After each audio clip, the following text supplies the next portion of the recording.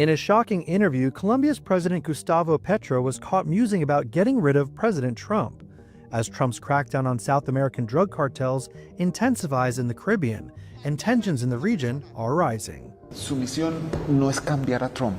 No. Su misión es buscar la mejor negociación posible para los millones de colombianos que dependen de esos empleos y de esa economía. La humanidad tiene una primera salida y es cambiar a Trump. De diversas maneras. Puede ser por el mismo Trump, la más fácil. Si no, sácala a Trump.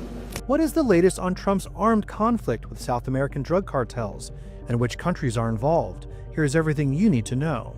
The goal of the United States is to really have, let me use this term, regime change in Venezuela. President Trump has made waves in Latin America after the commander-in-chief directed the U.S. military to target and wipe out more than half a dozen drug smuggling vessels at sea in coordinated strikes. It started in August when President Trump secretly authorized the U.S. military to use force against Latin American drug cartels, classified as foreign terrorist organizations. One of the gangs included in the classification list was Tren de Aragua, one of Venezuela's most dangerous criminal organizations. In a show of force to combat the cartels, which Trump blames for flooding American communities with fentanyl and other illicit drugs, the administration sent U.S. warships into Venezuelan waters. When you come out and when you leave the room, you'll see that we just, over the last few minutes, literally shot out a boat, a drug-carrying boat, a lot of drugs in that boat. And you'll be seeing that and you'll be reading about that. While Trump has been critical of Venezuelan President Nicolas Maduro's leadership, and even placed a $50 million bounty on the dictator's head to face outstanding drug charges in New York over the summer, the president's September announcement of the initial strike on a Venezuelan boat raised the stakes. In a subsequent post on Truth Social, the president published a video of the attack, asserting the craft's occupants were members of Tren de Aragua. The sinking of this particular ship, that was significant, but the significance of the type of military engagement and the stepping up of our Navy particularly is an indication that we are prepared to draw maybe attacks in Venezuela proper. We used to use a phrase a long time ago, flexing our military muscles, and that's what we're doing. That September strike marked the beginning of the U.S. flexing its military muscles in the region. In the subsequent weeks, the Trump administration continued their defensive maneuvers, wiping out more than half a dozen drug smuggling vessels at sea in coordinated strikes, which have primarily targeted vessels believed to have links to Venezuela and have led to at least 31 deaths. Two major factors have come into this, because the drug flow, Maduro, Tren de Aragua, this is not news. This has been going on.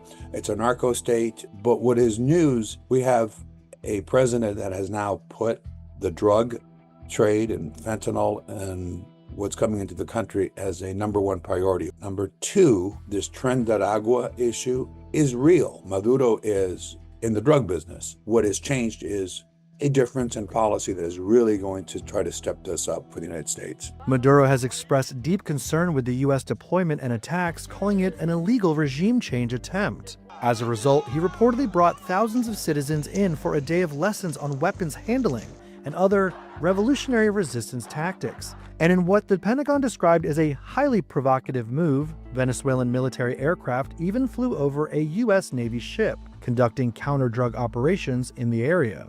If they fly in a dangerous position, I would say that you can, you or your captains can make the decision as to what they want to do. All right? How close did they get? You said the planes did. Well, I don't want to talk about that, but if they do put us in a dangerous position, they'll be shot down. On October 9th, Venezuela's government requested an emergency session of the United Nations Security Council because of the strikes, as Maduro claimed that there would be an armed attack against Venezuela in a very short time. What's the next step in this war on cartels, and are you considering options, are you considering strikes on land? Well, I don't want to tell you exactly, but we are certainly looking at land now because we've got the sea very well under control. The feud has now expanded beyond Venezuela and into Colombia, where the country's president, Gustavo Petro, has accused Trump of striking a Colombian fishing vessel that was adrift and had its distress signal up due to an engine failure on September 15th, even going so far as to accuse the U.S. of murder. In response, Trump threatened to close up the killing fields in Colombia and announced he was slashing U.S. subsidies for the Latin American country. Now, Petro has fired back in a shocking Univision interview in which he mused about getting rid of Trump. When asked about his goal of getting the best possible negotiations for his country, Petro told the interviewer, "Humanity has a first off-ramp. It is to choose to change Trump in various ways. The easiest way may be through Trump himself. If not, get rid of Trump." Petro later tried to walk back the remarks on X, claiming, "I didn't threaten Trump. I just said that Trump should change his heart from defending death-dealing policies around the world. If that change doesn't happen, then the American people themselves will change Trump, because we can't commit suicide." But Petro's Univision interview drew concern from Florida Rep. Carlos Jimenez, who sits on the House Armed Services and Homeland Security committees. Petro's threats must be taken seriously. He is a genuine threat to the safety and security of our hemisphere, he wrote. Trump has now upped the ante beyond the strikes, announcing that the U.S.'s intelligence officers were also joining in the mix. Why did you authorize the CIA to go into Venezuela? And is there more information you can share about these strikes on the alleged Well, I can't drug do boats in that, the but Caribbean? I authorized for two reasons, really. Number one, they have emptied their prisons into the United States of America at a level that probably not many countries have done it, but not like Venezuela. They were down and dirty. And the other thing are drugs. We have a lot of drugs coming in from Venezuela. Trump is a unique president in a unique situation. I was also trying to think if this has ever been just announced before. Hi, we're sending the CIA into this country. I mean, normally the CIA officers, you want to be very under the radar. I'm sure there were some collective groans in Venezuela by some of our CIA people. On the other hand, what Trump may be doing, if you want to try to get in his head here, is scare the Maduro administration a little bit, make them back on their heels, make them fear that something's coming, whether it's coming or not. Trump can be very good at that. Any situation like this, you want to mess with the heads of the bad guys. You want to mess with the heads of not only the bad guys in that regime, but with their friends elsewhere. You want to put the Chinese on notice.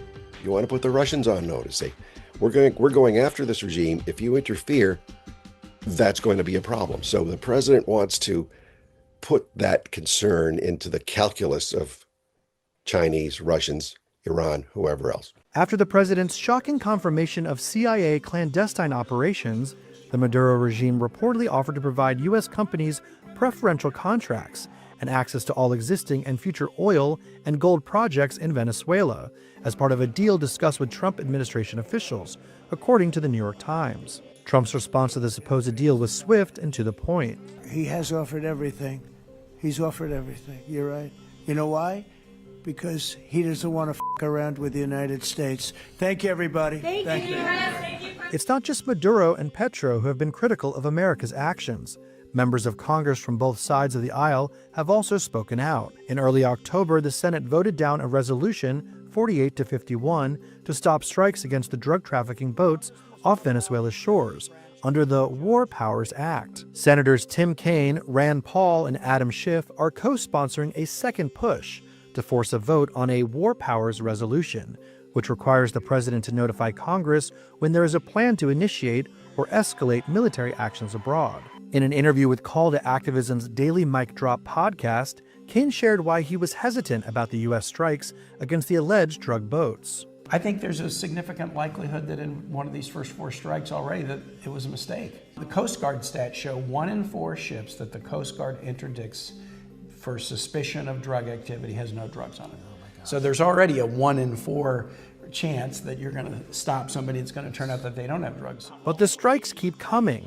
On October 19th, War Secretary Pete Hegseth announced the U.S. killed 3 Colombian narco-terrorists in another airstrike on a boat involved in drug smuggling.